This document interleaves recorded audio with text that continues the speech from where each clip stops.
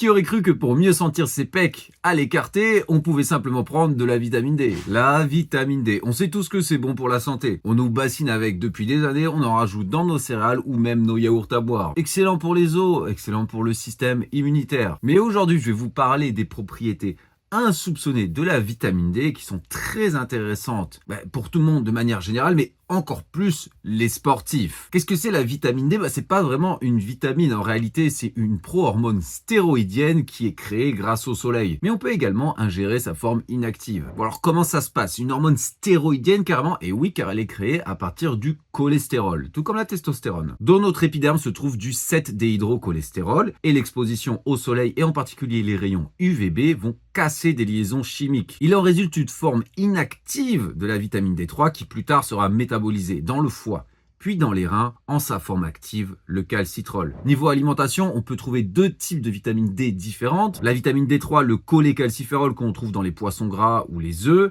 et la vitamine D2, l'ergocalciférol qu'on trouve dans les plantes, les champignons. Alors vous connaissez a priori la vitamine D3, celle qu'on retrouve le plus dans la supplémentation. De manière générale, la recherche a trouvé qu'elle était plus efficace pour maintenir les niveaux de vitamine D dans le sang, une demi-vie plus longue et même dans certains cas, à l'inverse, la vitamine D2 pourrait faire diminuer les taux sanguins. Et comme pour la testostérone qui se balade dans notre corps et va se lier à certains récepteurs, par exemple les récepteurs androgène pour créer du muscle, la vitamine D, elle se balade également et va chercher des petits récepteurs qu'on appelle les VDR. Et ces derniers se trouvent dans plein de parties de notre corps, ce qui va engendrer les bénéfices suivants. En premier, la force et les fonctions nerveuses. Les scientifiques ont observé qu'il y avait des récepteurs DVR donc dans les fibres musculaires, mais également les fibres nerveuses. Dans les noyaux de nos cellules musculaires se trouvent ces VDR. Le calcitrol va entrer dans la cellule, se lier à ces récepteurs et leur combinaison va agir directement sur l'ADN. Ça va activer ou inhiber certains gènes. Et on a remarqué que en ce qui concerne le muscle, la vitamine D augmentait la proportion de fibres de type 2, donc les fibres rapides, celles qui vous permettent d'être fort, d'être explosif, d'être puissant, mais également les fibres les plus grosses, celles qui nous intéressent le plus quand on veut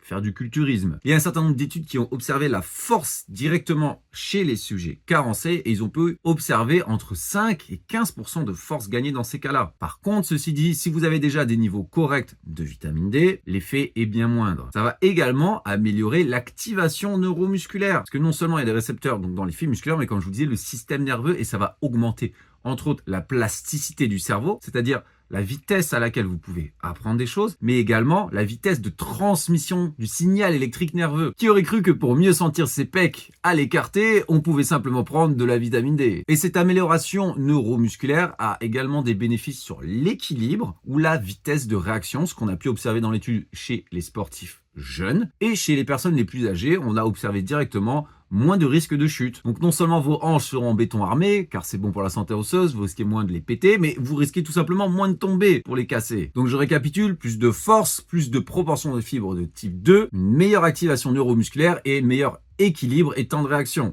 Temps de réaction, donc ça pourrait même être pertinent si vous en avez besoin, par exemple si vous êtes un joueur professionnel de jeux vidéo. Ensuite, une amélioration de la testostérone. Et ça, il y a un certain nombre d'études qui l'ont observé, par exemple une méta-analyse sur 17 études. Après un an de supplémentation en vitamine D, on a observé une augmentation de la testostérone totale. Et évidemment, comme avec la force, l'effet est surtout observable si vous êtes carencé. Et plus vous prenez de vitamine D. On remarque tout le temps dans la recherche scientifique, tous les boosters de testostérone, que ce soit le Tongatali, le Fenugrec, je sais pas quoi, oui, ça a été observé chez les personnes qui manquaient de testostérone, c'était efficace. Il en va de même avec la vitamine D, mais quand vous êtes déjà avec des super niveaux, il y a effectivement des récepteurs VDR dans les cellules de Leydig, donc qui se trouvent dans vos testicules et qui servent à produire, entre autres, de la testostérone. Troisième bénéfice insoupçonné, la guérison des tendinopathies et la récupération de manière générale. Là aussi, on a pu observer des VDR dans les ténocytes au niveau des tendons et la recherche a également observé une corrélation entre la carence en votre vitamine D et des tendinopathies les plus communes. Ils ont observé donc tendon d'Achille, coiffe des rotateurs. Donc c'est des données émergentes. J'ai pas encore pour le moment d'études 100% validées, approuvées par les conseils de recherche, mais il y a des études préliminaires qu'on peut observer dans plusieurs revues scientifiques qui pointent dans cette direction et c'est extrêmement intéressant. Cette vitamine aurait également un rôle possible dans la santé, dans la qualité du collagène. On a pu également observer moins de fractures de stress, comme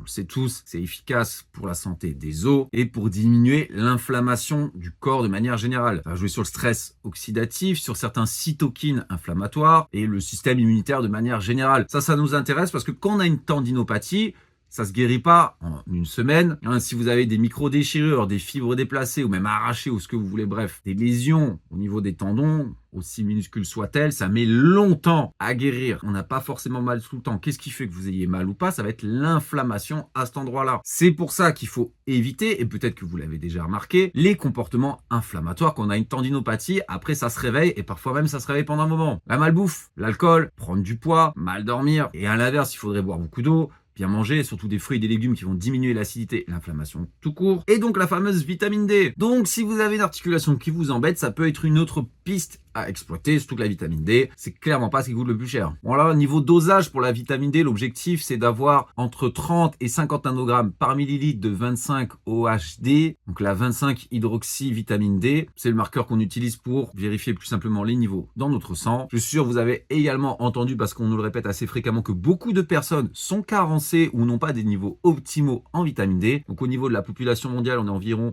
75% des gens qui ont des niveaux sous-optimaux, 50% qui ont un déficit, 15% qui ont un déficit sévère. Je ne sais pas si vous avez déjà fait des prises de sang et observé ces valeurs. En général, le médecin nous le met dedans. Vous pensez être à l'abri parce que vous voulez au soleil, mais c'est pas forcément le cas. Ce déficit va beaucoup s'observer également dans les pays les plus ensoleillés, comme en Afrique.